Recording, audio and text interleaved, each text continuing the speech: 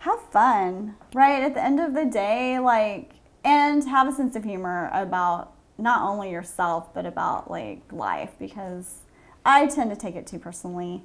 And so I'm speaking to myself too. I'm not like, I've got this made. I'm just, I have a blast, because it's, the work we're doing is hard work, and the, raising the money to do the type of scaling that we're doing is hard work too. And so, but it's also really fun. Yesterday, I was in a meeting with a corporate donor, and they are an amazing sponsor.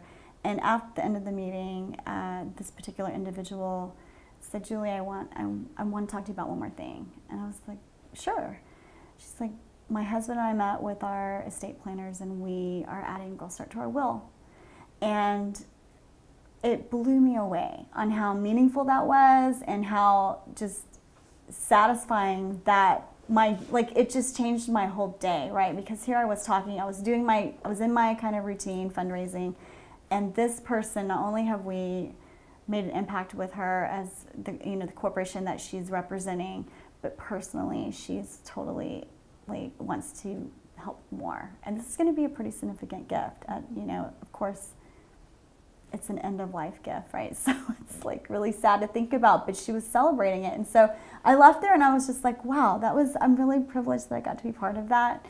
And it makes the hard work, worth it in a different way, a meaningful way. Mm-hmm. Anyway, I don't know how we got on that, but I just think have fun, but also reflect on how meaningful some of these opportunities are that you just didn't expect. So maybe that's actually a good follow-on question. What if you're not in a nonprofit that you completely believe in the mission and that you see you're changing people's lives? You're not the doctor that just saves somebody's life. You're not the I don't know. Yeah. It's maybe when it's a little less direct, or you don't see that impact. How do you think that you can still have fun? I like even the American Cancer Society, that your work there, sometimes that's a little more separate. Do you think it comes from that self-reflection and just being in tune with that, even if you can't really see the tangible outcomes?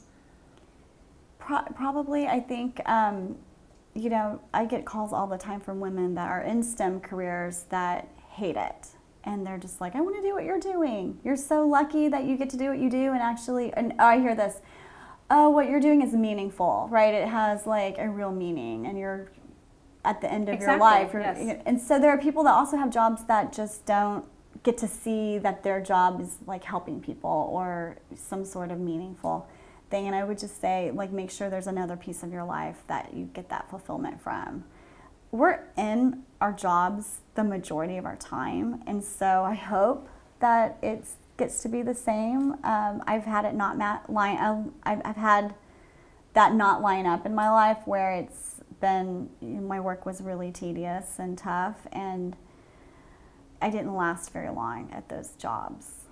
So I think, finding ways to